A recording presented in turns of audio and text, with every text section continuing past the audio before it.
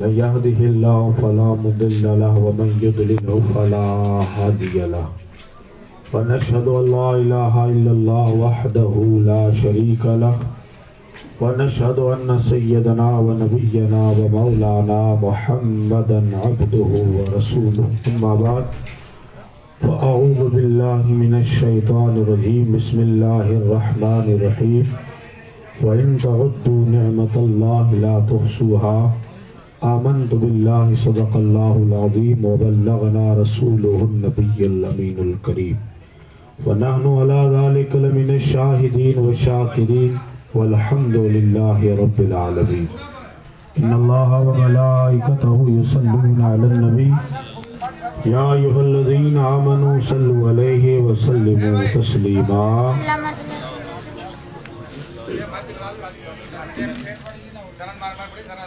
اللهم صل على سيدنا مولانا محمد وعلى آله وصحابه وبارك وسلم صلاة وسلام عليك يا رسول الله صلاة وسلام عليك يا حبيب الله صلى الله عليه وسلم بندہ پروردگار محمد احمد نبی دوست دار چار یارم تابع اولاد علی مذہب حنفی دارم ملت حضرت خلیل خاک پائے غوث اعظم زیر سایہ ہر ولی صدیق اکش حسن کمال محمد فاروق ذل جاہ جلال محمد عثمان شمع ضیاء جمال محمد حیدر بہار باغ خصال محمد اسلام ما اطاعت خلفۂ راشدین ایمان ما محبت آل محمد صلی اللہ علیہ وسلم ذرہ عشق نبی از حق طلب سوز صدیق ولی از حق طلب یا رب تڑپنے بھڑکنے کی توفیق دے دل مرتضیٰ اور سوز صدیق دے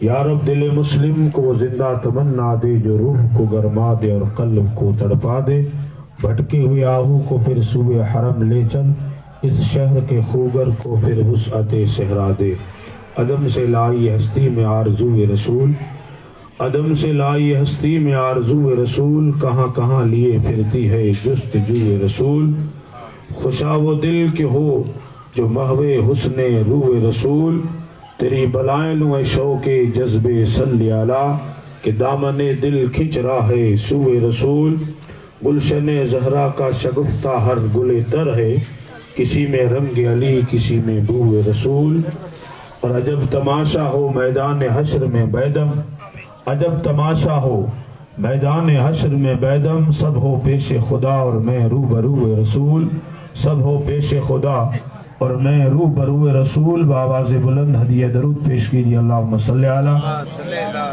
سیدنا و شفینا و نبینا مولانا محمد کما تحب و ترضا بہم تصلی علیہ ایک مرتبہ اور جی لگا کے درود پاک پڑھیں صلی اللہ علی النبی الامی وآلہ صلی اللہ علیہ وسلم صلاۃ و سلام علیک یا رسول اللہ صلی اللہ علیہ وسلم منبر نور پر جلوہ افروز گرامی قدر ذی وقار حضرت علامہ مولانا شفیع محمد صاحب اکبری دامت برکاتہم العالیہ خطیب امام جامع مسجد جالور اور برادر گرامی عزیز القدر مولانا داؤد عالم صاحب ضیائی اور مولانا ہندال صاحب صدیقی دیگر معزز مکرم سامعین اکرام عزت مآب خواتین اسلام الحمدللہ ثم الحمدللہ ہم اور آپ خوش نصیب ہیں کہ اس وقت سے مل کر بارگاہ رسالت مآب صلی اللہ علیہ وسلم میں نذران عقیدت خراج محبت پیش کرنے کی غرض سے حاضر ہوئے اللہ تعالیٰ ہم سب کی حاضری اپنی بارگاہ میں قبول و منظور فرمائے تھوڑی دیر کے لیے آپ حضرات کی خدمت میں چند ضروری اور مفید باتیں عرض کرنے کی میں سعادت اور برکت حاصل کر رہا ہوں اللہ تعالیٰ میری زبان پہ کلمہ حق جاری فرمائے کلام الہی کی ایک مشہور آیت کریمہ تلاوت کرنے کا شرف حاصل کیا جس میں خلاق کائنات ارشاد فرماتا ہے وَإِن تَعُدُّوا نِعْمَةَ اللَّهِ لَا تُحْصُوهَا کہ اگر تم خدا کی نعمتوں کو گننا چاہو شمار کرنا چاہو تو گن نہیں سکتے بے شمار اللہ کی نعمتیں ہیں اس کا احسان عظیم ہے اس کا فضل اس کا کرم کہ اس نے اپنے کرم سے اپنے فضل سے ہمارے گھر میں اولاد جیسی عظیم نعمت عطا فرمائی اور پھر وہ اولاد پروان چڑھی، شباب اور جوبن تک پہنچی، آج وہ اس عمر کو پہنچی کہ ان کا عقد نکاح اور ان کا رشتہ ازدواج منسلک ہونے والا تھا۔ تو اس سے پہلے دنیا میں الگ الگ دستور ہیں، ہر ایک اپنے حساب سے شادی کرتے ہیں، لیکن ایک مسلمان کے گھر میں شادی کس طرح ہونی چاہیے وہ ذہن آپ یہیں سے بنا لیجئے کہ مولانا صاحب نے آج اپنے بچوں کی شادی کے موقع پر مدینے والے پیارے آقا تاجدار مدینہ امام الانبیاء صلی اللہ علیہ وسلم کی میلاد کا جلسہ سجا کے ہمیں یہ باور کروایا ہے کہ کلمہ اگر پڑھتے ہو تو شادی اس طرح سے ہونی چاہیے کہ تمام خرافات فضولیات سے بچتے ہوئے نظر تیری دنیا داروں پہ نہیں بلکہ تیری نظر مدینے کے تاجدار پہ ہونی چاہیے۔ کوئی آئے یا نہ آئے لیکن تو دامن پسار کے بیٹھ، مدینے سے رحمت کی گھٹا بن کے جب بادل برستے ہیں تو میرے امام ارشاد فرماتے ہیں کون دیتا ہے دینے کو منہ چاہیے، کون دیتا ہے دینے کو منہ چاہیے، دینے والا ہے سچا ہمارا نبی۔ اور میرے امام کہتے ہیں اس بارگاہ کرم میں مانگنے کی ادائیں یہ ہونی چاہیے کہ میں گدا تو بادشاہ بھر دے پیالہ نور کا، میں گدا تو بادشاہ بھر دے پیالہ نور کا، نور دن دونا تیرا دے ڈال صدقہ نور کا۔ اس بارگاہ کرم میں جو بھی آتا ہے وہ اپنا دامن بھر کے جاتا ہے۔ یہاں یہ اس وقت ہم جہاں بیٹھے ہیں اسی محفل کے تعلق سے امام الانبیاء کا ارشاد گرامی آقا دو جہاں ارشاد فرماتے ہیں کہ جب تم جنت کے باغوں سے گزرو تو کچھ کھا لیا کرو، کچھ پی لیا کرو۔ اصحاب پیغمبر پوچھتے ہیں یا رسول اللہ دنیا میں وہ جنت کے باغ ہوتے کہاں ہیں کہ جس کی طرف آپ ارشاد فرما رہے ہیں کہ جاؤ تو کھا لیو اور تھوڑا پی لیا کرو؟ تو میرے آقا فرماتے ہیں وہ مجالس ذکر، وہ ذکر کی مجلسیں ہیں، وہ اللہ اس کے رسول کا جہاں ذکر ہوتا ہے وہی جگہ جنت کا باغ ہوتی ہے۔ ہم یہاں بیٹھے ہیں تو یہ جگہ اس وقت جنت کا باغ ہے۔ میں نے آیت کریمہ پڑھی، میں اسی کی روشنی میں چند باتیں عرض کروں گا، اس لیے کہ آپ کے ماحول سے میں ناآشنا ہوں، پہلی بار میرا آنا ہوا ہے اور ایسے جالور جیسے شہر میں تقریر کرنا شاید کوئی معمولی بات نہیں ہے، لیکن میں کر رہا ہوں اور آپ سن رہے ہیں، تھوڑا سا سپورٹ کیجئے گا کیونکہ آپ تعداد دیکھ رہے ہوں گے۔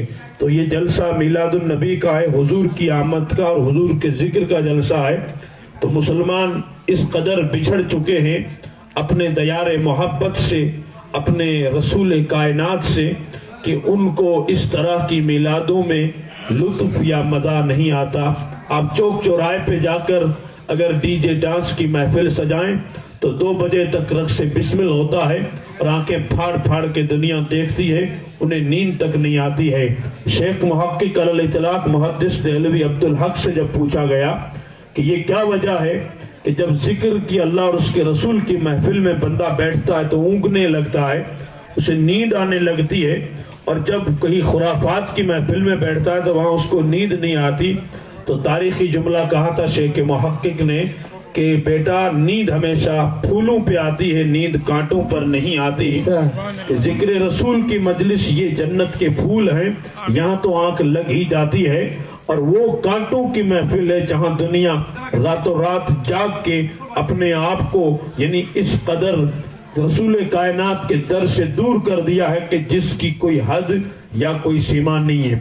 عقائد و جہاں کے غلام و حضور کے وسیلے سے، ہمارے نبی کے وسیلے سے اللہ نے ہمیں بے شمار نعمتیں عطا کی ہیں، اور نعمت کا ترجمہ اگر آسان کر دو تو نعمت بمعنی انعام ہوتا ہے، اور انعام اللہ تعالیٰ نے ہمیں عطا کیا ہے۔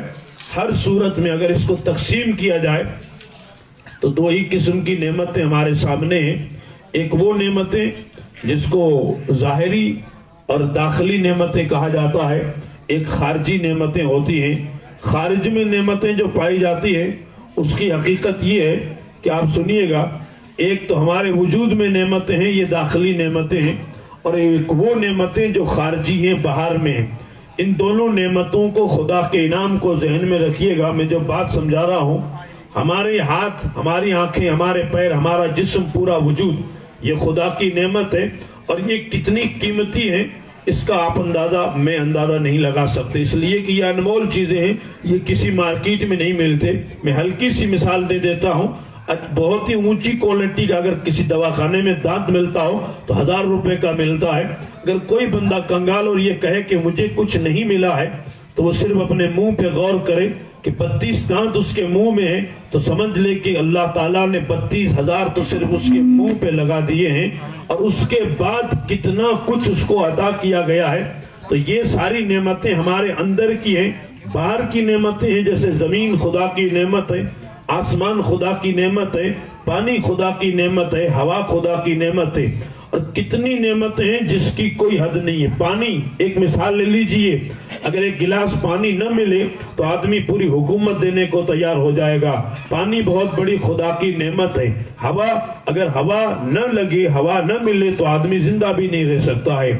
یہ جو ہم نے دنیا کی ٹیکنالوجی میں ہوا کو دیکھا ہے، جیسے یہ پنکھا ہے، کولر، اے سی وغیرہ، تو یہ ہوا نہیں دیتے، یہ تو ہوا کو حرکت دیتے ہیں۔ اصل ہوا تو رہتی ہے، اصل ہوا کبھی ختم نہیں ہوتی، کیونکہ وہ ہوا اگر ختم ہو جائے تو آدمی زندہ نہیں رہ سکتا۔ آپ آج سے 50 سال، 40 سال یا 100 سال کی پچھلی تاریخ پڑھیں، تب یہ چیزیں نہیں تھی، پھر بھی لوگ زندہ رہتے تھے۔ آج یہ شکایت میرے سامنے ہے کہ ہم دین پر کیسے چلے، اس ٹیکنالوجی کے دور میں گزرتے ہیں تو جو زمانہ ہے اس کے ساتھ سمجھوتا کرنا پڑتا ہے، کمپرومائز کر کے چلنا پڑتا ہے۔ اگر زمانے والے کھڑے ہو کے کھانا کھاتے ہیں تو ہمیں بھی کھانا چاہیے، کیونکہ زمانہ یہ کر رہا ہے۔ تو علامہ اقبال رویا تو اس نے کہا تھا، یہ دنیا ہے اور زمانہ ہے، اس کی طرف تو نہ دیکھ، تیرا سب کچھ پیچھے رہ گیا ہے۔ تو 14 صدیوں کے فاصلے پہ جا اور مدینے کی گلیوں میں دیکھ تو تجھے جبریل اترتا ہوا نظر آئے گا۔ مدینے کی گلیوں میں دیکھ، تجھے قرآن کا نور اترتا ہوا نظر آئے گا، اور اصحاب صفہ کے چبوترے پہ بیٹھ کے محمد عربی صلی اللہ علیہ وسلم ابو بکر عمر کو زندگی کے سبق پڑھاتے ہوئے نظر آئیں گے کہ آگے جانا یہ امریکہ والوں کا کام ہے، فرانس، رشیا، یورپ والوں کا کام ہے۔ مسلمان، تیری ترقی آگے بڑھنے میں نہیں ہے، تیری ترقی پیچھے بڑھنے میں ہے۔ تو پیچھے جا اور تیرے بزرگوں کی اور تیرے یعنی بڑوں کی تاریخ اور ہسٹری پڑھے گا تو تجھے سمجھ میں آ جائے گا کہ کتنی بڑی دولت میں نے اپنے ہاتھوں سے نکال کے دوسروں کے حوالے کر دیا تھا۔ شیخ ابن عربی کی لکھی ہوئی کتابیں امریکہ کی یونیورسٹی اور وہاں کے تعلیمی مراکز میں پڑھائی جاتی ہیں، اور وہاں کے لوگ اس میں ریسرچ کر کے، تحقیق کر کے ڈاکٹر اور سائنسداں دنیا کے دانشور بن رہے ہیں۔ تو علامہ اقبال وہاں پہنچا تو رویا تھا کہ کتابیں تو میرے بڑوں نے لکھی ہیں لیکن فائدہ کوئی دوسرا اٹھا رہا ہے۔ میری قوم کو موبائل سے اور گیم سے اور اس سے فرصت نہیں ملتی۔ میں واضح کرنا چاہتا ہوں، پانی خدا کی نعمت ہے، ہوا خدا کی نعمت ہے، اگر نہ ملے تو آدمی تباہ اور فنا ہو جاتا ہے۔ اس کی مثال آپ کے ذہن میں رہے، لیکن یہی پانی اگر سائیکلون بن جائے، یہی پانی طوفان بن جائے، یہی پانی اپنی حد چھوڑ کے باہر آ جائے تو آپ نے سنا ہوگا کنڈلا کا طوفان، کس طریقے سے لوگوں کی جانیں اور کس طرح سے مال کا نقصان ہوا تھا کہ جس کی کوئی حد بندی نہیں کر سکتے۔ ایک طرف آپ کہہ رہے ہو وہ پانی خدا کی نعمت ہے، لیکن وہ پانی اس طرح سے انسانوں کو جب غرق کرتا ہے، انسانوں کو تباہ کرتا ہے، تو اس پانی کا نام کیا ہوگا؟ تو میرے دوستو، اس کا ایک ہی جواب ہے کہ وہ پانی پہلے تو نعمت تھا لیکن اب وہ زحمت بن چکا ہے، اب وہ تکلیف بن چکا ہے۔ تو اس سوال کا مجھے جواب دو، وہ پانی زحمت بنا کیوں؟ وہ پانی تکلیف بنا کیوں؟ تو آپ کہہ سکتے ہیں اس پانی کی بھی حد ہوتی ہے، جب تک چیز اپنی حد میں رہتی ہے تو وہ چیز رحمت ہوتی ہے، اور جب حد کراس کر جاتی ہے تو وہی چیز زحمت بن جاتی ہے۔ پانی کی بھی حد ہے، اگر حد میں رہے تو رحمت ہے، اگر حد سے باہر آ جائے تو زحمت بن جاتا ہے۔ ہوا کی بھی حد ہے، اگر ہوا حد میں رہے تو نعمت ہے، ہوا حد سے باہر آئے تو یہ زحمت بن جائے گی۔ دنیا کی کسی بھی چیز کو اگر آپ سرے فہرست لیتے جائیں گے تو یہی نتیجہ ملے گا کہ ہر چیز کی حد ہے، حد میں اگر رہے تو رحمت ہے، حد سے باہر آئے تو وہ چیز زحمت بن جاتی ہے۔ میں جالور جیسے تاریخی شہر میں بول رہا ہوں، تھوڑا سا مجھے سپورٹ کیجئے، میں اپنے جملوں کی گنتی مکمل کر رہا ہوں تاکہ میرا آنا، آپ کا آنا مکمل ٹھکانے لگ جائے، ورنہ لوگ صرف چسکے اور منہ دیکھ کے چلے جاتے ہیں، ملنے کو کچھ نہیں ہوتا ہے۔ میں در محمود پیا کا فقیر ہوں اور یہ خیرات بانٹتا ہوں، اور علماء کی موجودگی میں بھی میں بولتا ہوں تو یہ کہتا ہوں کہ پیسے روز روٹی روزی یہ تو میرے خدا کا ذمہ ہے، وہ ادا کرے گا، لیکن سچائی یہ ہے کہ ہمیں امت کا اور نبی کے غلاموں کا درد اپنے سینے میں رکھنا ہوگا، تو بھٹکی ہوئی امت کو پھر سے راستہ مل جائے گا۔ پانی بھی اگر حد میں رہے تو رحمت ہے، حد سے باہر آئے تو یہی پانی زحمت بن جائے گا۔ اب آ جائیے اپنے جسم پہ، ہاتھ بھی خدا کی نعمت ہے، پیر بھی خدا کی نعمت ہے، آنکھیں بھی خدا کی نعمت ہے، کان بھی خدا کی نعمت ہے، لیکن آپ نے علماء سے سنا ہوگا کہ قیامت کے میدان میں یہ ہاتھ آپ کے خلاف بولیں گے، یہ پیر بھی آپ کے خلاف بولیں گے، یہ آنکھیں بھی آپ کے خلاف بولیں گی۔ الیوم نختم علی افواہہم وتکلمنا ایدیہم وتشہد ارجلہم بما کانوا یکسبون۔ خدا مہر لگا دے گا، خدا مہر لگا دے گا، زبانوں پہ کوئی بول نہیں سکتا، ہاتھ بھی بولے گا، آنکھیں بھی بولیں گی، یہ پیر بھی بولیں گے۔ ان ہاتھوں سے کیا کرتوت کیے ہیں، ان آنکھوں سے کیا کیا بد نظری کی ہے، میدان حشر میں سب پتا چل جائے گا۔ میرا بابا کبھی کہا کرتا تھا کہ تو حشر کو ہوگا معلوم کہ جیتا کون اور ہارا کون۔ حقیقت سے پردہ اٹھے گا تو قیامت کے میدان میں اٹھے گا، لیکن سوال پیدا ہوتا ہے، یہاں تم نے کہا ہاتھ خدا کی نعمت ہے، آنکھ خدا کی نعمت ہے، قیامت میں یہ تکلیف بن جائے گا، یہ زحمت بن جائے گا، سبب کیا ہے؟ تو سبب یہی ہے میرے دوستو، ان چیزوں کی بھی خدا نے حد بنائی ہے، ہاتھ کی بھی حد ہے، آنکھوں کی بھی حد ہے، پاؤں کی بھی حد ہے، دل گردہ کی بھی حد ہے، ہر چیز حد میں ہوتی ہے تو وہ رحمت ہوتی ہے، حد سے باہر آتی ہے تو پھر وہ زحمت بن جاتی ہے۔ حد کیا ہے؟ دل کا حدود اللہ، یہ اللہ کی حدیں ہیں، قرآن نے اس کا فیصلہ کیا ہے۔ آنکھ کی بھی حد ہے، پیر کی حد ہے، پاؤں کی حد ہے۔ آنکھ سے وہی دیکھو جس کے دیکھنے کا خدا نے حکم دیا ہے، وہ نہ دیکھو جس کے دیکھنے سے خدا نے منع کیا ہے۔ اگر آنکھ وہی دیکھتی رہی جو خدا کے حکم کے مطابق تھا تو یہ آنکھ یہاں بھی رحمت ہے، قیامت میں بھی رحمت ہے۔ اگر آنکھ نے وہ دیکھا جو خدا نے منع کیا تھا تو یہاں تو رحمت ہے، لیکن قیامت میں یہ آنکھ تکلیف بن جائے گی۔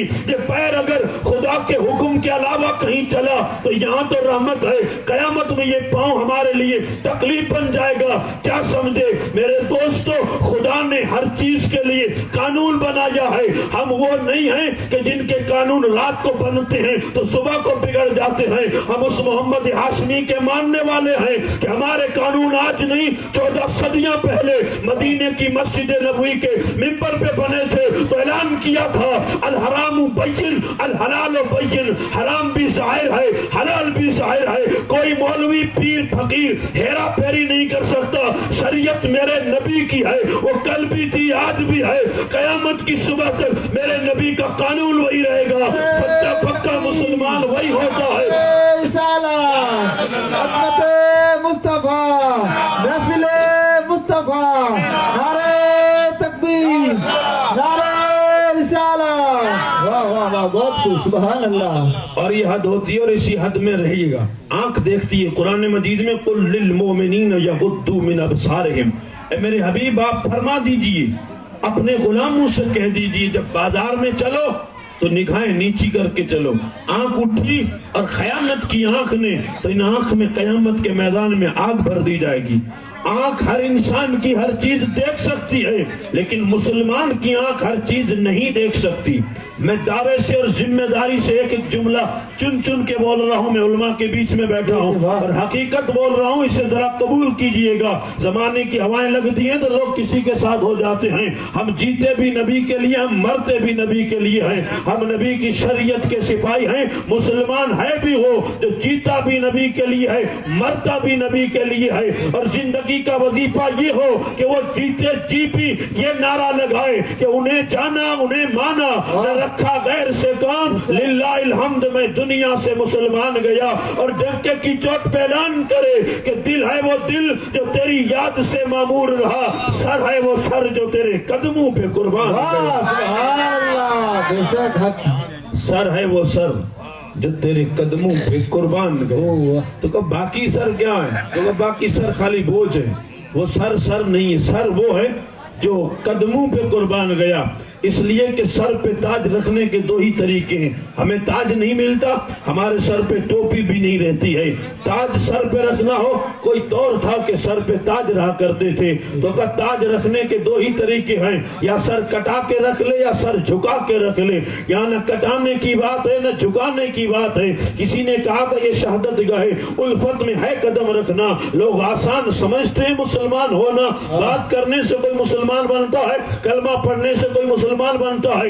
امام الانبیاء ارشاد فرماتے ہیں لا الہ الا اللہ مفتاح الجنہ, کلمہ جنت کی چابی ہے, کلمہ جنت کی کنجی ہے. یہ جب میرے آقا نے ارشاد فرمایا تو زور سے سنیے گا, اور یہ حقیقت ہے میرے دوستو. یہ باتیں شاید آپ نے نہ سنی ہو, اگر سنی ہو تو فقیر کو سپورٹ کیجئے. میرے آقا ارشاد فرماتے ہیں کلمہ جنت کی چابی ہے. جب حضور نے یہ فرمایا تو جو نئے نئے مسلمان تھے ان کے دل میں خیال آیا کہ حضور فرما رہے ہیں کلمہ جنت کی چابی ہے. یہ تو ہم پڑھتے ہیں قیامت کی دیر ہے, قیامت آئے گی, چابی ہمارے پاس سے, تالا کھولیں گے سیدھے جنت میں چلے جائیں گے. امام الانبیاء نے دیکھا یہ لوگ میرے فرمان کی غلط تشریح کر رہے ہیں, بلایا بٹھایا, بٹھا کے میرے آقا نے فرمایا اے میرے غلاموں مجھے بتاؤ, بے شک کلمہ جنت کی چابی یہ میں نے فرمایا ہے, لیکن چابی کے دانت ہوتے ہیں کہ نہیں ہوتے؟ کہتے ہیں یا رسول اللہ چابی میں دانت ہوتے ہیں, چابی کے دندانے ہوتے ہیں. میرے آقا فرماتے ہیں اگر ایک دانت ٹیڑھا ہو تو تالا کھلے گا. کہتے ہیں یا رسول اللہ تالا نہیں کھلے گا. میرے آقا نے فرمایا کلمہ تو بے شک جنت کی چابی ہے, لیکن یہ کلمہ, یہ نماز روزہ حج و زکات نیکیاں اعمال صالحہ خیرات یہ اسی چابی کے دانت ہیں. اگر ایک بھی ٹیڑھا ہوگا تو کل تالا نہیں کھلے گا. یہاں صرف چابی لیے گھومتے ہیں, دانت ایک بھی سلامت نہیں ہے. اور دعویٰ یہ ہے کہ جنت میں جائیں گے. جنت کے لیے جگر کا خون دینا پڑتا ہے, جگر کے لیے بہت کچھ لٹانا پڑتا ہے. جنت میں جانے کا راستہ گلیوں میں آسان نہیں کیا جاتا. اگر جنت میں جانے کا راستہ معلوم کرنا ہے تو اجمیر کی پہاڑیوں میں لیٹے ہوئے میرے غریب نواز سے پوچھ, وہ تجھے بتائیں گے کہ جنت کا راستہ کس طرح سے ہموار کیا جاتا ہے, جنت میں کس طرح سے جایا جاتا ہے. تو لونی شریف کے صحرائے سمندر پہ لیٹے ہوئے اس مرد فقیر سے پوچھ جس نے زندگی کے صبح و شام دین متین کی خدمت میں گزار کے دنیا کو یہ پیغام دیا تھا کہ جنت واہ سے لوٹی نہیں جاتی, جنت تہجد کے سجدوں سے لی جاتی ہے. سبحان اللہ, نعرہ تکبیر, نعرہ رسالت, عظمت نماز, نعرہ تکبیر, نعرہ رسالت, عظمت مصطفیٰ, ذکر مصطفیٰ. واہ واہ سبحان اللہ, بہت خوب. اور جس کا حال یہ ہو, معاف کیجئے گا, جو جمعے کی نماز میں بھی خطبے کی اذان کے ٹائم آتا ہو, وہ کیا کہے گا کہ میں جنت میں جاؤں گا. اور وہ بھی 2 رکعت فرض پڑھ کے پلٹا تھا تو آنے والے کو دیکھا تھا کہ جنید بغدادی کی طرح جا رہا ہے اور اس نے سب کچھ حاصل کر لیا ہے. پتہ نہیں چلتا 2 رکعت نفل پڑھ کے آدمی بیڑی پھونکتا رہتا ہے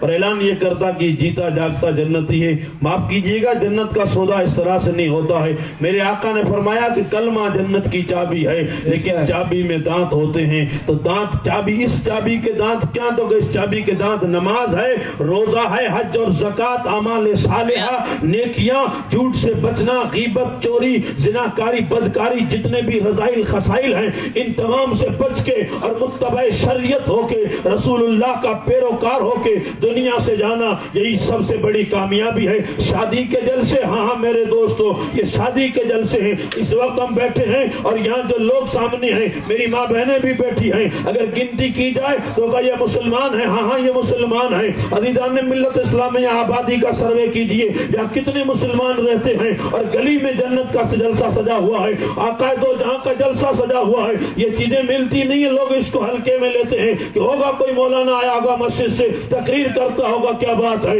میں دین کی قیمت بتا رہا ہوں. ہم نے دین نہ سیکھا, نہ پڑھا, نہ سمجھا. دین کہتے کس کو ہے, دین ہوتا کیا ہے. میرے دوستو کلمہ پڑھ کے میں تو یہ کہا کرتا ہوں اور بلا خوف کہا کرتا ہوں کہ ہم تو اسلام کے نام پہ کلنک بن کے رہ گئے ہیں, ہم تو ٹیکا بن کے رہ گئے ہیں. کلمہ اسلام کا پڑھتے ہیں اور کام کسی اور کا کرتے ہیں. بابا رضوی نے جھوم کے کہا تھا تو کہا تھا خدا سے ڈرو, ہوش کرو, کچھ مکر و ریا سے کام نہ لو. یا تو اسلام پہ چلنا سیکھو یا اسلام کا نام نہ لو. یا اسلام پہ چلنا سیکھو یا اسلام کا نام نہ لو. نام استعمال کرتے ہو اور چلتے نہیں ہو, چلا نہیں جاتا, تو کہا یہ مولانا کا زور زبانی یہ جوان ہے تو تقریر کرنے کا لہجہ اس طرح سے ہوگا تو کر کے چلا جائے گا، میں اس طرح کی فالتو باتوں میں آپ کو نہیں الجھاؤں گا۔ میرے آقا صلی اللہ علیہ وسلم کے پیارے غلاموں، یہ دین کیا ہے، اسلام کیا ہے، ہم نے سمجھا نہ پڑھا نہ دیکھا۔ ہم پیدا ہوئے ماں کی گود میں تھے، مؤذن آیا، اس نے اذان پڑھی میرے کان میں تو کہا اشہد ان محمد رسول اللہ، مبارک ہو محمد عربی کا غلام بن کے دنیا میں آیا ہے۔ مجھے تو اسلام میری ماں کی گود میں ملا تھا، مجھے تو ایمان میرے باپ کی گود میں ملا تھا۔ اسلام کی قیمت اگر معلوم کرنی ہو تو حبشے کے کالے بلال سے پوچھ، جسے مکے کی گرم ریت پہ لٹایا گیا، جسے ستایا گیا، جس کی کھال کو ادھیڑ دیا گیا، لیکن پھر بھی یہ کہہ رہا تھا کتنی تسکین ہے وابستہ تیرے نام کے ساتھ، نیند کانٹوں پر بھی آ جاتی ہے آرام کے ساتھ۔ اس کو اگر کانٹوں پر بھی سلایا جائے تو کہ میں نیند لے کے سوتا ہوں، اس لیے جو عشق مصطفیٰ میں مزہ ہے وہ سنگ مرمر کے بستر پہ نہیں آتا۔ حضور کے غلاموں یاد رکھنا، عزت دنیا کی مارکیٹ میں نہیں ملتی، اگر عزت ملتی ہے تو محمد عربی کے قدموں میں ملتی ہے۔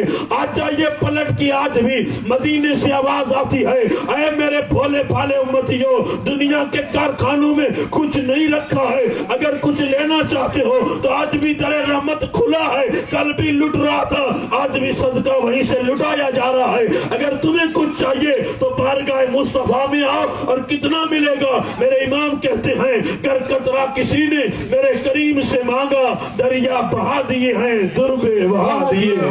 سبحان اللہ، نعرہ تکبیر، نعرہ رسالت، عظمت مصطفیٰ، ذکر مصطفیٰ، سبحان اللہ۔ گر قطرہ کسی نے میرے کریم سے مانگا، دریا بہا دیے ہیں، دربے بہا دیے ہیں، جس کی کوئی حد بھی نہیں ہے۔ تو کہا یہ آنکھ ہے تو خدا کی نعمت، اگر حد میں دیکھ رہی ہے تو یہاں بھی نعمت ہے اور وہاں بھی نعمت ہے، اگر حد کروس کر جائے گی تو یاد رکھنا یہاں نعمت اگر ہے تو ہے، لیکن قیامت میں یہ آنکھ میرے خلاف بولے گی۔ خدا کی بارگاہ میں آنکھ یہ گواہی دے گی کہ اس نے اس آنکھ سے یہ حرام کام دیکھے تھے، جب دیکھے تو آنکھ گواہی دے گی، تو آنکھ جب گواہی دے گی تو ہمیں عذاب ہوگا، اور جب عذاب ہوگا تو یہ آنکھ ہمارے لیے زحمت اور تکلیف بنی کہ نہیں بنی؟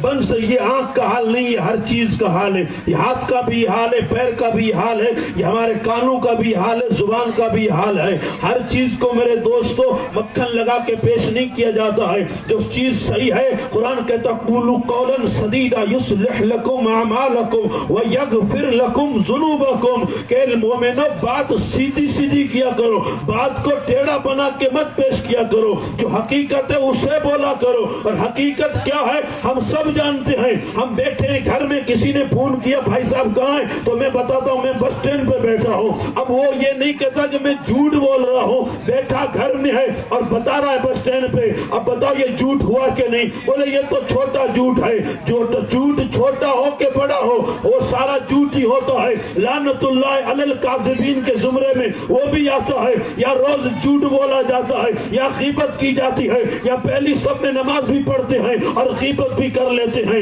امام کے پیچھے پڑھیے تو امام کو بھی لوگ نہیں بخشا کرتے ہیں۔ میں ان وادیوں سے گزر چکا ہوں اس لیے یہ باتیں میں عرض کر رہا ہوں، اور یہ سچا یہ میرے دوستو اسے قبول کیجئے، جو قوم اپنے قوم کے رہبر اور رہنما سے ورود کرتی ہے اور اس کو وہ مقام نہیں دیتی جو اس کا مقام ہوتا ہے، وہ قوم آج نہیں تو کل برباد اور تباہ ہو جاتی ہے۔ حقیقت سے پردہ اٹھائیے گا تو میرے دوستو ساری باتیں سمجھ میں آ جائے گی، ہم تھے کون اور ہمیں بنایا گیا کیا ہے۔ ہمیں اس چیز کا احترام بھی نہیں ہے کہ ہم مدینے والے کے غلام تھے، ہم اگر سمندر کے کنارے پہ کھڑے ہو کے کہتے تھے اے سمندر راستہ دے، ہم نبی کے غلام ہیں، تو سمندر راستہ دیتا تھا اور نبی کے غلام گزر کے جاتے تھے۔ ہمارا حال یہ تھا کہ اگر ہم بند دریا کو خط لکھتے تھے تو بند دریا بھی جاری ہو جاتا تھا۔ سبحان اللہ، نعرہ تکبیر، نعرہ رسالت، عظمت مصطفیٰ، ذکر مصطفیٰ، واہ سبحان اللہ۔ اور اگر تاریخ نہیں پڑھی ہے تو اس کو یاد رکھیے گا، مسائل بہت سارے ہیں، ہم اور آپ یعنی احساس کم تری کا شکار ہیں، کہ دین مشکل ہے، ہم نہیں چل سکتے، کون کیا کر میرے دوستو۔ اب جیسے ہمارے معاملات بھی دوسرے ہیں، ہماری زندگی کا رویہ بھی بدل چکا ہے، ہم اس چیز کو دین کی زندگی میں لا کے استعمال نہیں کرتے کہ دین پہ جو چلتا ہے اور عمل کرتا ہے اسے مقام کتنا بلند ملتا ہے، اس کا احساس تک نہیں کیا جاتا۔ ورنہ میرے دوستو اگر اس چیز کا احساس ہوتا تو اکیلا بھی خواجہ ہند کے ساگر کے کنارے پہ کھڑا ہو کے اعلان کرے اور اپنے مرید سے کہے، جا کے پانی سے کہہ دے تجھے غریب نواز بلاتے ہیں۔ وہ چھوٹا سا پیالہ لے کے گیا تھا، کنارے پہ کھڑے ہو کے، بات ذہن میں لیکن میں مومن کی طاقت بتا رہا ہوں، کلمہ پڑھنے والے کے پاور کو باور کروا رہا ہوں، تاکہ تیرے ضمیر کا سودا کسی مارکیٹ میں نہیں ہونا چاہیے، مدینے کی گلیوں میں ہونا چاہیے۔ غریب نواز نے کہا اس کو کہ اور اس سمندر کے پانی کو ایک پیالے میں آنا ہے۔ پیالہ گرچہ چھوٹا تھا، تالاب بہت بڑا تھا، لیکن مرید نے جب کہا تجھے میرے سرکار غریب نواز نے بلایا ہے، تو پانی چاہے کتنا تھا لیکن غریب نواز کا حکم سن کے سارا کا سارا سمٹ کے اسی ایک پیالے میں پانی آ جاتا ہے۔ یہ طاقت آئی کہاں سے؟ میں کنارے پہ کھڑا ہو کے اعلان کروں تو سارا پانی ایک پیالے میں آ جاتا ہے۔ آج میرے دوستو میرے کہنے سے کچھ بھی نہیں ہوتا۔ کسی نے کہا تھا تقلید بلال حبشی ہم سے کیا ہوگی، بت بنے بیٹھے ہیں تو بت شکنی کیا ہوگی۔ دل کے پھپھولے جل اٹھے سینے کے داغ سے، اس گھر کو آگ لگ گئی گھر کے چراغ سے، پتا نہیں چلتا محسوس بھی نہیں کرتے ہیں۔ دریائے نیل بند ہوا، حضرت عمر بن عاص نے خط لکھا ہے عمر بن خطاب کو کہ یہاں کا سسٹم یہ ہے کہ جب دریا سوکھتا ہے تو نوجوان بچی کو زندہ یعنی یہاں ذبح کر کے پھر ڈالتے ہیں تو پانی جاری ہو جاتا ہے۔ جب اسلام کی حکومت وہاں آئی، اسلام کا وہاں راج آیا، اسلام کے خلیفہ اور گورنر وہاں پہنچے تو لوگوں نے جا کے کہا تھا کہ ہم ایک بیٹی کو زندہ ذبح کر کے اس میں ڈالیں گے تو جاری ہو جائے گا۔ وہ محمد عربی کا غلام تھا، اس نے کہا بغیر قصور کے تو کیڑی بھی نہیں ماری جا سکتی۔ یہ تو لوگوں کے الزام ہے کہ اسلام دہشت گردی اور آتنکوادی پھیلاتا ہے۔ میرے بھائی نے پڑھا نہ سمجھا، اسلام تو امن کا پیغام دیتا ہے، اسلام تو اتنا انوکھا ہے، اگر کوئی قریب سے پڑھتا ہے تو اسلام کا کلمہ لبوں پہ جاری ہو جاتا ہے۔ اسلام مشکل بھی نہیں ہے، اسلام دین فطرت کا نام ہے، اسلام میرے آقا کے خون پسینے سے سینچا ہوا مذہب ہے۔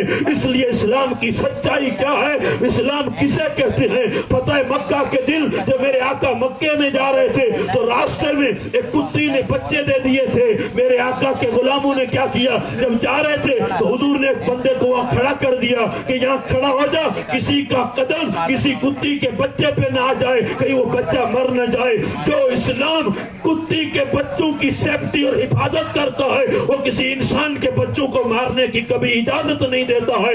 یہ تو پڑھنے کا فرق ہے۔ اس نے کہا ہم تو زندہ بیٹی کو مار کے اس میں ڈالیں گے تو جاری ہوگا۔ اس نے کہا نادان چپ ہو جا، ہم مدینے والے کا کلمہ پڑھتے ہیں، ہم کسی جاندار کی جان کو ضائع نہیں کریں گے، ہم اس کو ماریں گے نہیں۔ تو کیا کریں گے؟ تو ہم خط لکھیں گے مدینے جہاں دارالخلافت جہاں سلطنت اسلام ہے، جہاں خلیفہ دویم حضرت عمر بن خطاب بیٹھتے ہیں، کہ ان کے پاس خط لے کے قاصد آیا، پورا سسٹم اور رواج بتایا کہ یہاں لوگ ایسا ایسا کرتے ہیں، اب آپ کا کیا حکم ہے؟ تو اب سنیے گا ذرا غور سے، میں حقیقت بتا رہا ہوں۔ عمر بن خطاب نے ایک کاغذ منگایا اور جو زمانے میں رواج تھا قلم کا اور کاغذ کا، اور اس میں ایک مضمون تحریر کرتے ہیں، اور وہ مضمون کیا تھا؟ سب سے پہلے یہی تھا عمر بن خطاب کا خط دریائے نیل کے پانی کے نام۔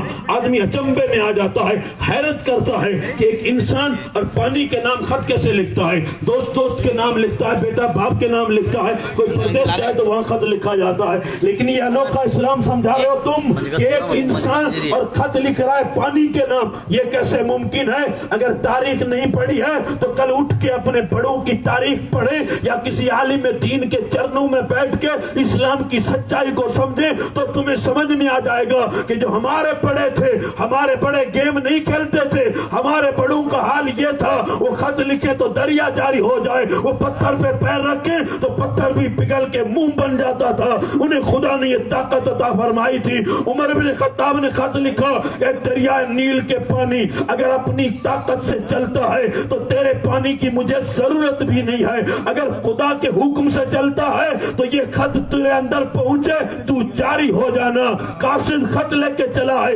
مدینے سے چلا ہے, مصر پہنچا ہے. جب پہنچا تو عیسائی یہودی وہاں کے جتنے بھی تھے انہوں نے ایک عجیب تماشا ہے کہ نیا فلسفہ مسلمان سمجھانے جا رہے ہیں کہ خط آیا ہے اور دریا کے نام آیا ہے, یہ کیسی باتیں کرتے ہیں. تو بس چلو دیکھتے ہیں. یہ تو کبھی ہوا ہی نہیں ہے کہ ایک انسان خط لکھے اور پانی اس کی بات مان لے. پورا تماشا بن کے دنیا کھڑی ہو گئی. لیکن جب وہاں پہنچے اور عمر بن خطاب کا لکھا ہوا خط دریائے نیل کی چھاتی پہ جب پہنچا تو ہوا کیا, پہلے 6 فٹ چلتا تھا, جب عمر کا خط پڑا تو پانی 16 فٹ چلنے لگا تھا. اور دنیا کو یہ پیغام دیا تھا کہ کی محمد سے وفا, تو نے تو ہم تیرے ہیں. یہ پانی چیز کیا ہے, لوہو قلم بھی تیرے ہیں. اللہ, نعرہ تکبیر, نعرہ رسالت, عظمت مصطفیٰ, ذکر مصطفیٰ. واہ سبحان اللہ. بے شک حق کی محمد سے وفا تو نے تو ہم تیرے ہیں.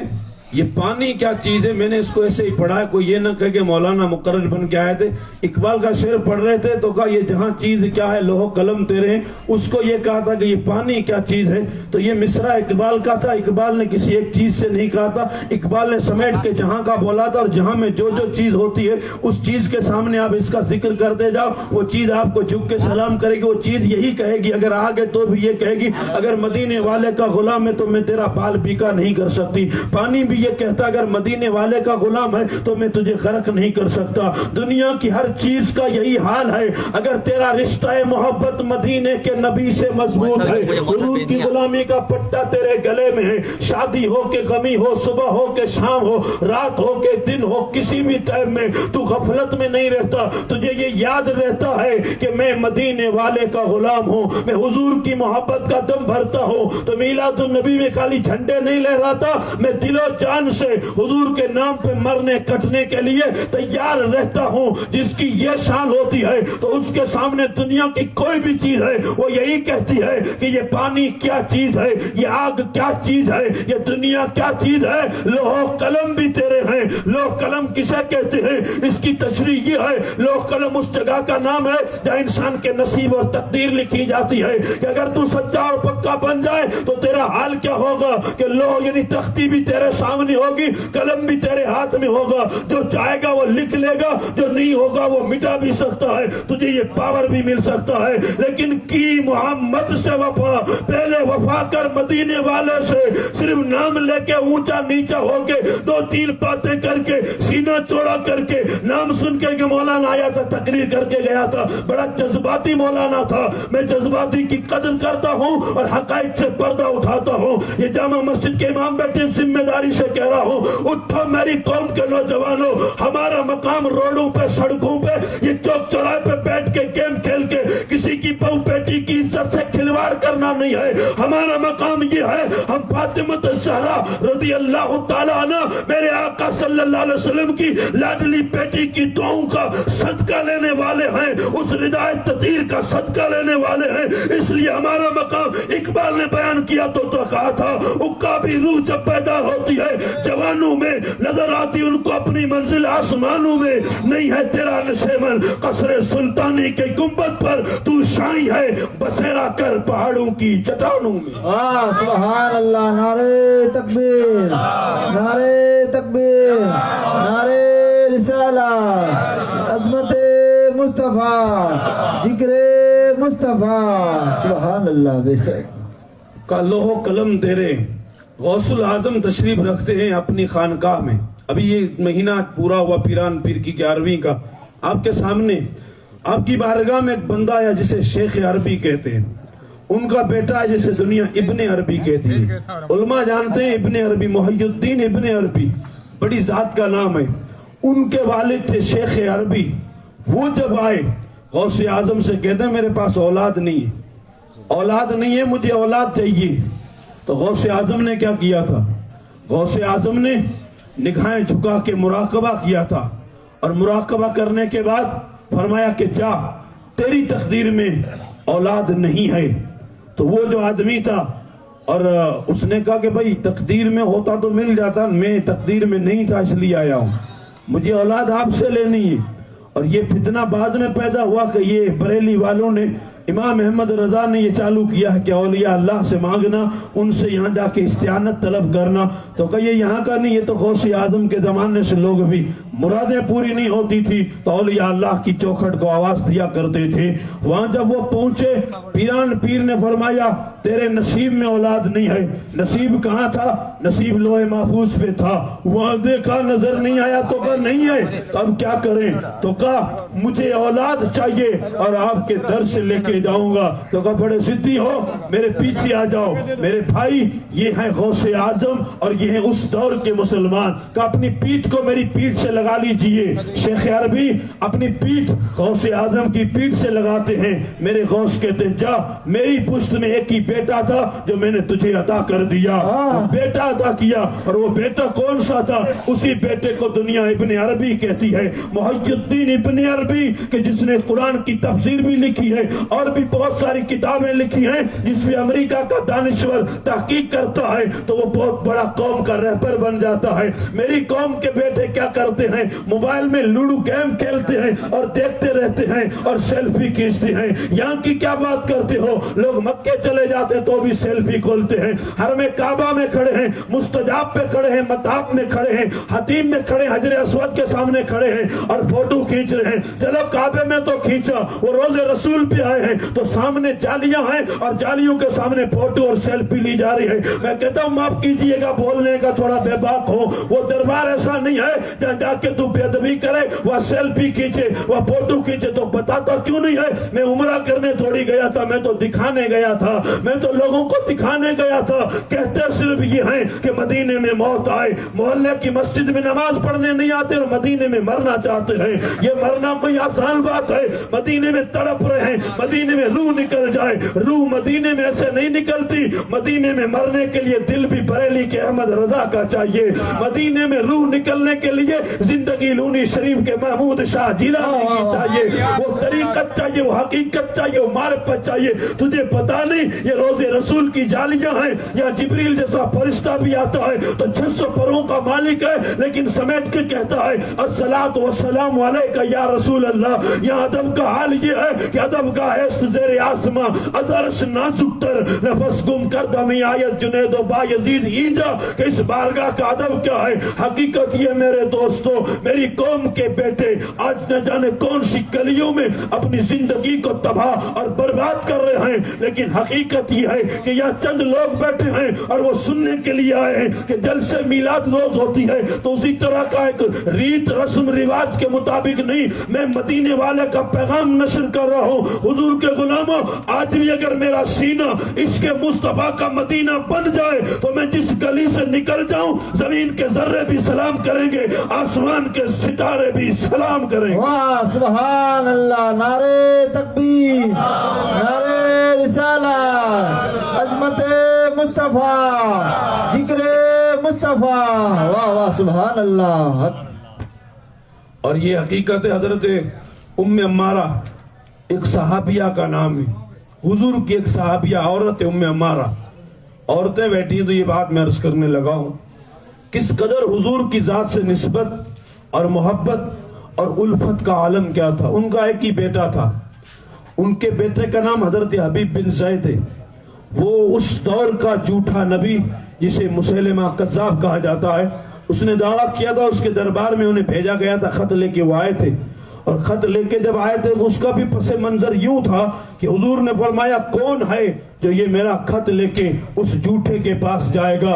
تو حضرت حبیب بن زید کھڑے تھے اور کھجور کھا رہے تھے، کہا تھا یا رسول اللہ یہ ڈوٹیا مجھے دیجئے، میں جاتا ہوں۔ وہ یہ نہیں دیکھ رہے تھے کہ سامنے کس کا ماحول ہے، کیا لوگ ہیں۔ خیر وہ وہاں گئے ہیں، اس نے کہا مجھے نبی مانتے ہو؟ تو اس نے کہا آخری نبی تو میرا نبی ہے، تو جھوٹا ہے۔ یہ بار بار جب باتیں دہرائی گئی بھرے دربار میں، اس لیے کہ لوگ سمجھوتا کرتے ہیں ماحول سے، دنیا کے سمجھوتے کے ساتھ، کہتے ہیں یہاں یہ ہو رہا ہے تو یہاں یہ ہو رہا ہے۔ میرے دوستو ساری چیزیں بعد میں ہیں، پہلے میرے نبی کی حرمت اور عزت ہے، اس سے بڑھ کر کچھ نہیں ہے۔ اس لیے کل مر کے 4 ہاتھ نیچے جانا ہے، وہاں نہ باپ آتا ہے، نہ ماں آتی، نہ بھائی آتا ہے، نہ دوست آتا ہے، کوئی کچھ بھی نہیں آتا ہے۔ وہاں اگر کوئی آتا ہے تو امام احمد رضا فرماتے ہیں قبر میں لہرائیں گے تحشر چشمے نور کے، جب جلوہ فرما ہوگی طلعت رسول اللہ کی۔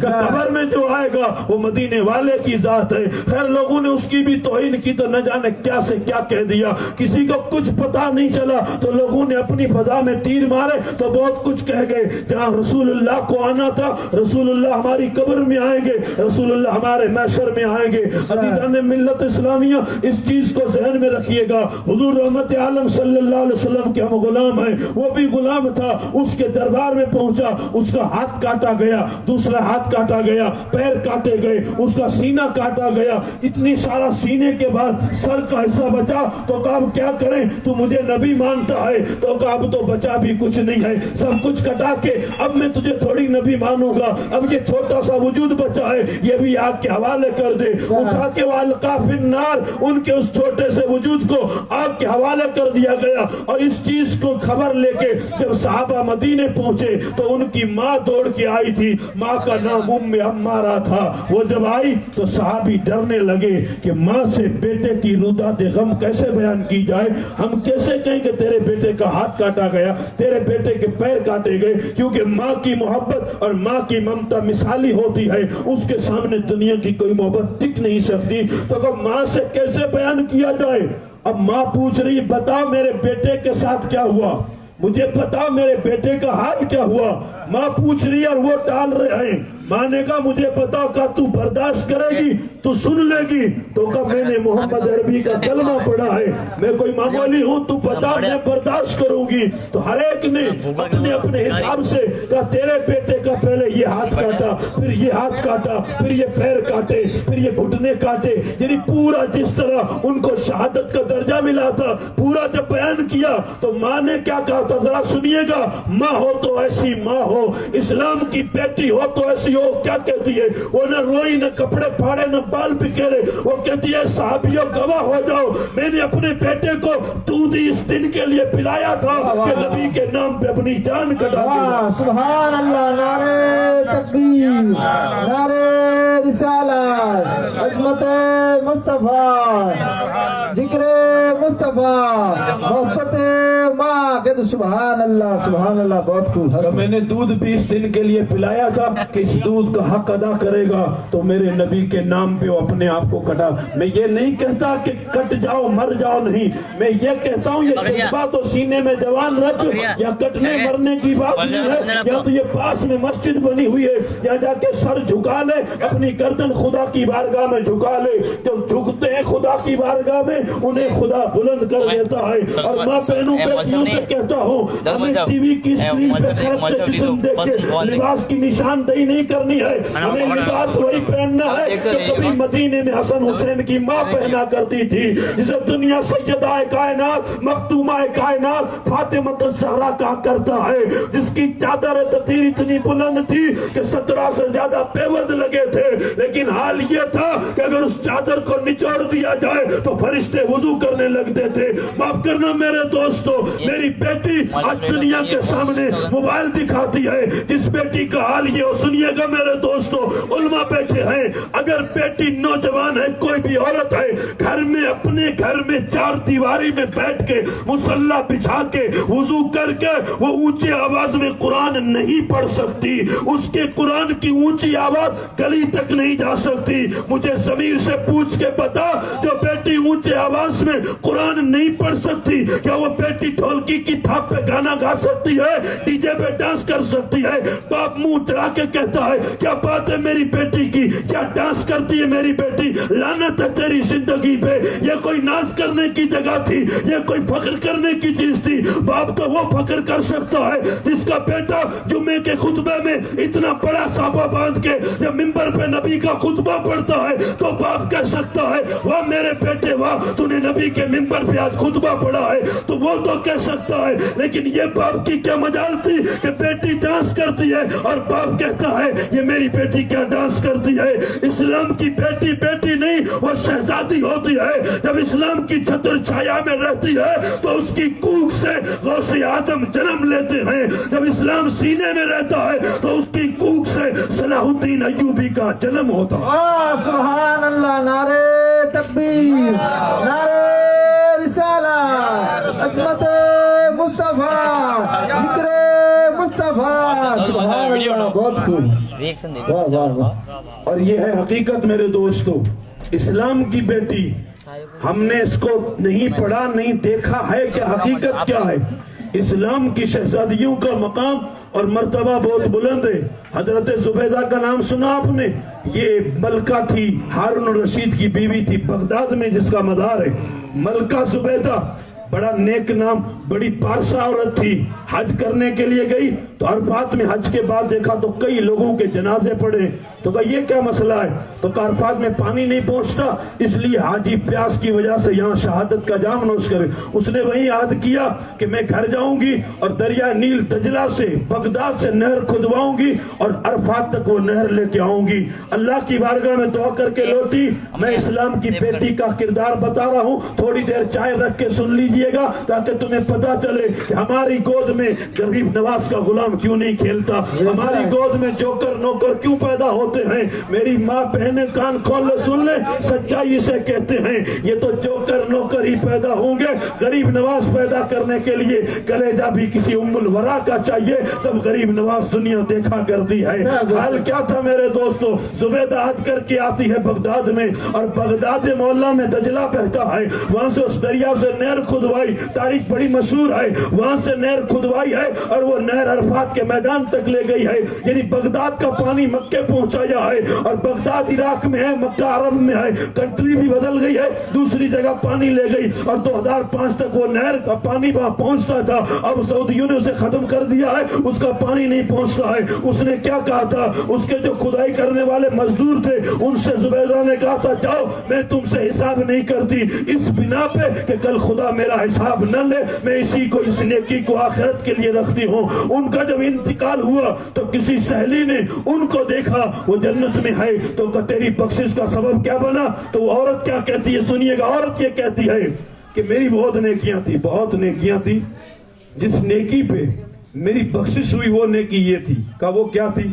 تو کہا میں کھانا کھا رہی تھی اور جیسے ہی میں نے لقمہ توڑا منہ کی طرف ہاتھ بڑھایا، مؤذن نے کہا اللہ اکبر، یعنی اذان کی آواز گونجنے لگی تو میں نے لقمہ رکھ دیا. میرے سر سے تھوڑا سا پلو سرکا ہوا تھا، یعنی تھوڑا اوڑنا ہٹا ہوا تھا، میں نے اوڑنا صحیح کیا، لقمہ واپس رکھ دیا.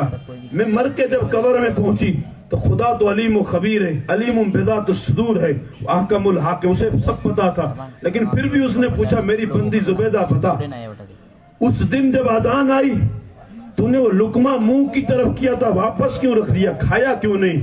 تو زبیدہ نے کیا کہا؟ اے میرے مالک میں تو کھانا چاہتی تھی لیکن تیرا جب نام آیا تو میں نے کہا کھانا بعد میں کھاؤں گی، پہلے میرے رب کا نام آیا ہے اسے ادب سے سن لیتی ہوں. رب نے فرمایا جا ساری نیکیاں قبول ہے لیکن جس نیکی کی بنا پہ جنت دے رہا ہوں وہ یہ ہے کہ تو نے صرف اللہ کے نام کا ادب کیا تھا، جا تجھے جنت میں بھیج دیتا ہوں. جو اللہ کے نام کا صرف ادب کر دے اسے بھی اللہ جنت عطا فرماتا ہے. تو جو اذان سن کے سر جا کے سجدے میں جھکائے گا اس کا کون سی جنت میں بلند مقام ہوگا اندازہ نہیں لگا سکتے.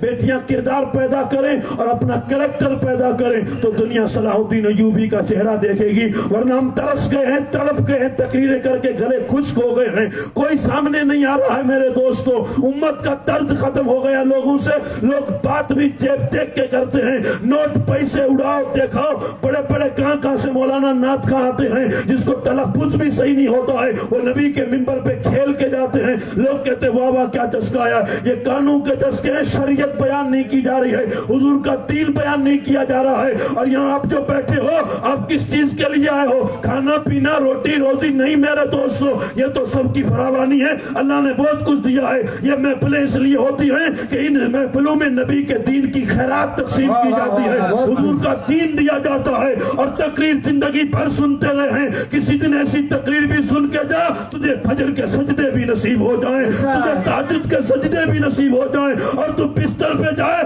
تو تجھے یہ بات کھٹکنے لگے کہ آج کوئی فقیر بول رہا تھا مجھے فجر میں جانا ہی پڑے گا. وہ کردار, وہ غازی کا, وہ امام کا کردار پیدا کر جس کے لیے اقبال رویا تھا تو کرتبہ کے صحن میں ہاتھ اٹھا کے دعا کرتا ہے تو کہتا ہے یہ غازی, یہ تیرے پر اسرار بندے جنہیں تو نے بخشا ہے ذوق خدائی, تو نیم ان کی ٹھوکر سے صحرا و دریا سمٹ کر ان کی ہیبت سے پہاڑ رائی کا تو عالم سے کر دیے دل کو بیگانہ. عجب چیز ہے لذت آشنائی, شہادت ہے مطلوب و مقصود مومن, نہ مال غنیمت نہ کسور کشائی. سبحان اللہ. نعرے تکبیر, نعرے رسالت, عظمت مصطفیٰ, ذکر مصطفیٰ, محبت نماز کے سبحان اللہ. بہت خوب کمال صاحب. اور یہ جو بھی میں نے مصرے پڑھے تھے, شعر پڑھے تھے, یہ علامہ محمد اقبال کے اشعار ہے. ہر آدمی تو اسے سمجھ بھی نہیں سکتا کہ کیا کہا یہ غازی, یہ تیرے پورے سراف, یہ ہمارے لیے کہا تھا کہ جنہیں تو نے بخشا ہے ذوق خدائی. دو نیم ان کی ٹھوکر سے صحرا و دریا, کیونکہ ٹھوکر مار دیتے تھے تو پہاڑ بھی پھٹ کے دو ٹکڑے ہو جائے. دو نیم ان کی ٹھوکر سے صحرا و دریا سمٹ کر ان کی ہیبت سے پہاڑ رائی, پہاڑ بھی رائی کے برابر ہو جاتا یہ جس راہ سے گزرتے. کیا کہا تھا یہودیوں نے جب وہ گزرے تھے گرناطہ کے شہر کے قریب سے, کسی یہودی کے پیر میں پتھر سے ٹھوکر لگی تو اس نے پتھر اٹھایا, اپنے ساتھی سے پوچھا کہ پتہ کرو اس آبادی میں کوئی مسلمان نہیں رہتا, تو کہا کیا وجہ ہے, کہا مجھے پتھر لگا ہے. تو کہا پتھر اور مسلمان کا کیا لینا دینا. تو یہودی نے بھی اعتراف کیا تھا کہ جس آبادی میں مسلمان رہتے ہیں اس آبادی میں پتھر نہیں ہوتے, راستے مسلمان صاف کر دیتے ہیں. کہاں کہاں مسلمان کا میں کردار پڑھانے, کل تو راستے سے پتھر ہٹاتے تھے, آج میں کانٹے بچھانے لگا ہوں, آج میں بھائی کا گلا کاٹنے لگا ہوں, میں اپنوں کے پیر کاٹنے لگا ہوں, میں اپنوں کو مارنے لگا ہوں, میں دوسروں سے کیا پیار کروں گا. مجھ سے تو میرا بھتیجا بھی خوش نہیں ہے, مجھ سے تو میرا پڑوسی بھی خوش نہیں ہے. اور حال یہاں ہے عمرے پہ عمرہ کرتا ہے, 25 سے زیادہ عمرے کر چکا ہے, اور ہر بار جاتا ہے تو 50,000 کا کھانا پہلے کرتا ہے, 50,000 واپس آ کے کرتا ہے, 2 لاکھ کا عمرہ کرتا ہے, اور کاٹن کے کپڑے پہن کے کہتا ہے مولانا صاحب میں 25 عمرے کر چکا ہوں. اور اس سے پتہ کیا جائے تو سگی بھتیجی بوڑھی ہو گئی ہے, غریبی کی وجہ سے کوئی رشتہ نہیں دیتا ہے, تو پیسے پانی کی طرح بہا رہا ہے, عمرے پہ عمرے کر رہا ہے, اور تیرے بھائی کی بیٹیاں بوڑھی ہو گئی ہیں, گھر میں پیسے نہیں ہے. مجھے پتا تیرے عمرے تجھے کیا فائدہ دے گے, پہلے تو تیرے بھائی کی خبر لینا وہ تیری ذمہ داری تھی, کھانا پینا اڑانا نوٹ کرنا اور عمرے کرنا حج پہ حج کرنا یہ اتنا ضروری نہیں تھا جتنا پہلے پڑوسی اور بھائی کی مدد کرنا ضروری تھا. اسے تو کوئی سمجھتا ہی نہیں کہ نہیں کوئی بات نہیں ہے, دکھانا, فوٹو کھینچوانا, ویڈیو شوٹنگ کرنا سب فیس بک پہ, یوٹیوب پہ, انسٹاگرام پہ آ جائے گا, میری واہ واہ ہو جائے گی, تیری واہ واہ یہاں ہو جائے گی, کل 4 ہاتھ نیچے بھی جانا ہے, وہاں ان بیٹیوں کا جواب تجھے ہی دینا پڑے گا. اگر ایک بیٹی بھی غربت کی وجہ سے, جہیز کی وجہ سے رشتہ ٹھکرایا جاتا ہے تو ذمہ دار ایک آدمی نہیں ہوتا ہے. اس بوڑھے باپ کا کیا قصور ہے جو پتھر پہ ایڑیاں رگڑتا ہے اور اتنے ہی کما پاتا ہے, جو رات کو آ کے گوبھی خرید کے سالن بناتا ہے. اس کی بیٹیوں کے پیلے ہاتھ کون کرے گا. میں معاشرے میں پڑا ہوں, میرے پاس پیسے ہیں, میں گاڑی میں گھومتا ہوں, کبھی یہاں کبھی وہاں, یہ تیرے پیسے صرف تیرا نہیں تھے, اس غریب کا بھی حق تھا جو ایڑیاں رگڑتا ہے. وہ بیٹیاں تیری بھی بیٹیاں ہیں. اسلام کیا کہتا ہے, اسلام کی تاریخ کیا کہتی ہے, یہ ہم نے اسلام کو نہ سمجھا, مروڑ تروڑ کے سب پھینک دیا ہے کہ مجھے پیسے ملے تو سب میرے ہیں, میرے نہیں, اس میں حق غریب کا بھی ہے. خیال رکھیے گا, دھیان رکھیے گا, یہ بھی کبھی نہیں پوچھتے, معاف کیجیے گا. مسجد کا امام بھوکا سویا ہے, اس کا بھی پریوار ہے, اس کے یعنی کسی چیز کی کوئی فکر نہیں ہے, خود عمرے پہ عمرے کر رہا ہے, لیکن یہ پتا نہیں ہے کہ مسجد کا امام کب عمرہ کرے گا. وہ 10,000 5,000 میں ہی تنخواہ دیتا ہوں, وہ کب عمرہ کرے گا. وہ 10,000 بنتے ہیں, 5,000 میں تو فیملی کے چپل بھی نہیں آتے, اور وہ عمرہ کب کرے گا. وہ ماں باپ کو حج کب کرائے گا, وہ پلاٹ کب خریدے گا, وہ گھر کب بنائے گا. میں درد بھری سچائی بیان کر رہا ہوں, ذمہ دار علماء بیٹھے ہیں اور اس سچائی کو سویکار کیجیے. اور یہ حقیقت میرے دوستو, امام کتنا صابر ہے, 25 سال 30 سال مسجد کے حجرے میں زندگی گزار لیتا ہے, کوئی پرسان حال نہیں ہے, کوئی اس کو پوچھنے والا نہیں ہے, تو کیا اس کے پگار میں بڑی برکت ہے. برکت نہیں ہوگی تو کیا کرے گا. ہوگا وہ آرام سے مل جل کے بیچارہ تقسیم کرتا ہے، وہ تمہارے منہ تھوڑی دیکھتا ہے، اسے خدا نے صابر اور خوددار بنایا ہے، وہ تو ٹکوں کو جوتے کی نوک پہ رکھتا ہے، لیکن سچائی کیا ہے؟ میری ذمہ داری بنتی ہے، وہ میرا مصلی سنبھالتا ہے، تو میں اگر دن میں یعنی سال میں 2 عمرے کر رہا ہوں تو ایک بار امام کو بھی عمرے پہ لے کے جاؤں، مولانا تائید کیجئے گا، اور یہ سچائی بیان کر رہا ہوں۔ پس گئے مر گئے، اماموں کی بات کرو، مولانا کی بات کرو، علماء بیچارے ہڑتال بھی نہیں کرتے، مر رہے ہیں۔ یہ 1 مہینہ پہلے میرے ساتھ حادثہ ہوا ہے، آپ کو معلوم ہوگا، میں اس راستے کا مسافر تھا، لیکن کیا کریں میرے دوستو، اگر ایکسٹرا بھی آدمی امام کچھ کماتا ہے تو لوگ اس کے پیر کاٹ دیتے ہیں، اجرے میں رہ جا اعتکاف کرنے لگ، کیا بات ہے؟ میں امام کی، پڑوسی کی، غریب کی ساری سچائیاں ایک ساتھ بیان کر رہا ہوں، کوئی یہ نہ کہے کہ اپنی برادری کے لوگوں کا سپورٹ کر کے گیا، باقی کچھ نہیں بولا ہے۔ میں درد رکھتا ہوں سینے میں نبی کی امت کا، حضور کے غلاموں کا، پیسے لینا دینا کھانا پینا یہ تو بات کی بات ہے، اگر نبی راضی ہو گئے تو اتنا ملے گا مولانا، دنیا فخر سے دیکھے گی۔ اور میں بھی چھوٹا دل کیوں کروں؟ میں جب جمعہ کے دن جمعہ پہن کے صافہ باندھ کے ممبر پہ آتا ہوں تو فارچونر میں گھومنے والا میرے قدموں میں بیٹھتا ہے، سامنے بیٹھتا ہے، اور میں کہتا ہوں مجھے کچھ نہیں دیا، میں کہتا ہوں امام صاحب اس پہ شکر کر خدا کا، تجھے خدا نے مقام کتنا بلند دیا ہے، زمینے کا زمانے کا امیر کبیر تیری یعنی چوتیوں میں بیٹھا ہے، تیرے پاس سلوار نہیں ہے، ناڑا نہیں ہے، پاجامہ نہیں ہے، تو ایک کسان باپ کا بیٹا ہے، 5000 تیری تنخواہ ہے، لیکن تجھے مقام کتنا بلند دیا ہے، تو خطبے کے منبر پہ بیٹھا ہے، امیر تیرے قدموں میں بیٹھا ہے، یوں سے سمجھ جا مارکیٹ عزت مارکیٹ میں نہیں ملتی، عزت خدا کا قرآن ادا کرتا ہے، جو بھی دل سے پڑھتا ہے یہاں بھی عزت ملتی ہے، قبر میں بھی عزت ملتی ہے، محشر میں بھی عزت ملتی ہے۔ علاج کیجیے گا دلوں کا، علاج کیجیے گا اپنے ضمیر کا۔ میں حقیقتوں سے پردہ اٹھاتا ہوں اس لیے کہ جس گھاٹ سے میں پانی پی کے آیا ہوں اس گھاٹ کا نام دربار اکبری ہے، لونی شریف کا بہتا ہوا سمندر ہے کہ جس سے الحمدللہ ثم الحمدللہ، یہ آپ کے امام صاحب بیٹھے ان سے پوچھئے گا، ایک نہیں بلکہ کئی لوگوں نے جا کے دنیا کو گلزار بنا دیا ہے، وہاں سے یہ درد سکھایا جاتا ہے کہ جیب بعد میں بھرنا، پہلے پھولے پھالے لوگوں کو وہی بتانا جس کی ضرورت ہے، ہاتھ اونچے کرو سبحان اللہ کہو سیدھے جنت میں چلے جاؤ گے۔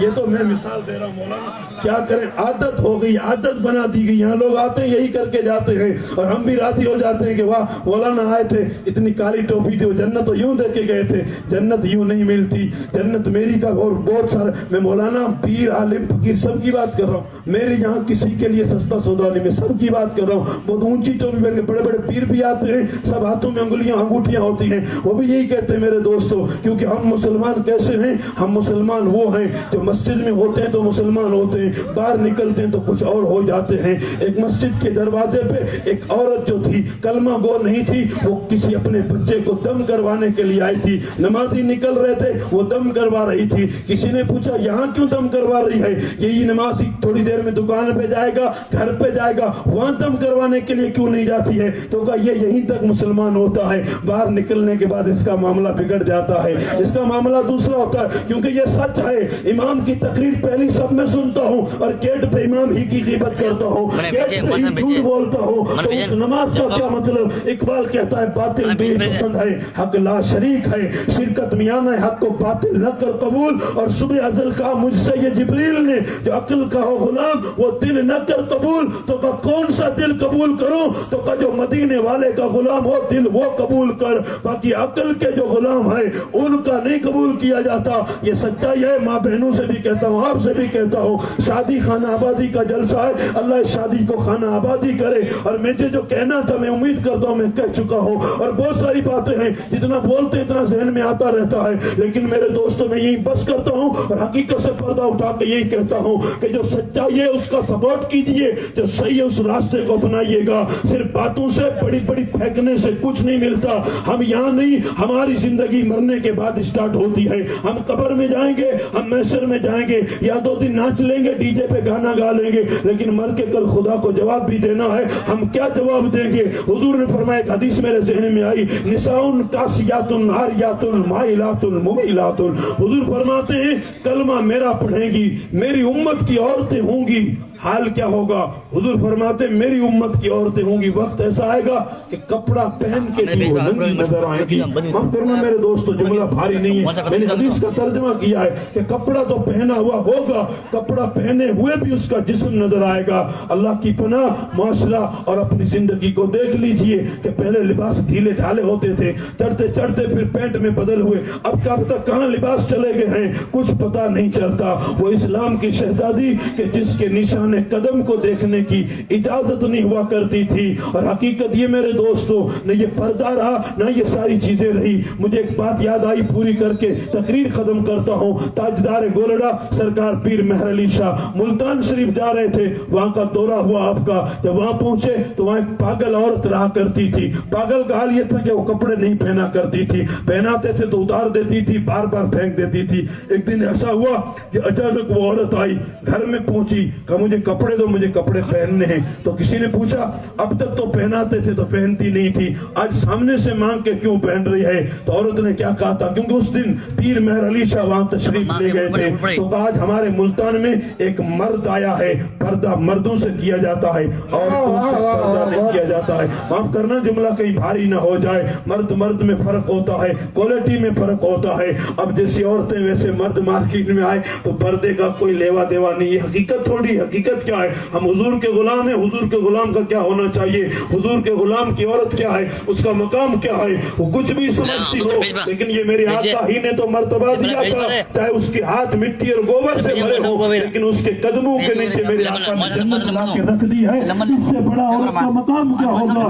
لڑکی کا، عورت کا، دنیا کا، یہ ساری چیزیں میرے آقا نے سمجھ کے اپنے غلاموں کو راستہ عطا کیا ہے۔ خدا کی نعمتیں اتنی ہیں کہ جس کی شمار اور جس کی گنتی نہیں کر سکتے، اور پھر اللہ تعالیٰ نے ان نعمتوں کو نعمت بنایا ہے اور پابند بھی کیا ہے کہ نعمت اگر حد میں ہو تو نعمت ہے، حد سے باہر جائے تو وہی تکلیف اور زحمت بن جائے گی۔ سارا مضمون اسی کے ساتھ ہے۔ اب جس کے جی میں آئے وہی پائے روشنی، جس کے جی میں آئے وہی پائے روشنی۔ میں نے دل چلا کے سر عام رکھ دیا ہے، اور ایک وظیفہ میں پڑھتا ہوں، وہ بھی پڑھ کے جاتا ہوں، نہ سر جھکا کے جیے نہ منہ چھپا کے جیے، ستمگر کی نظروں سے نظریں ملا کر جیے۔ ہم 2 دن کم جیے تو اس میں حیرت کیا، ہم ان کے ساتھ تھے جو سنی شمع جلا کے جیے۔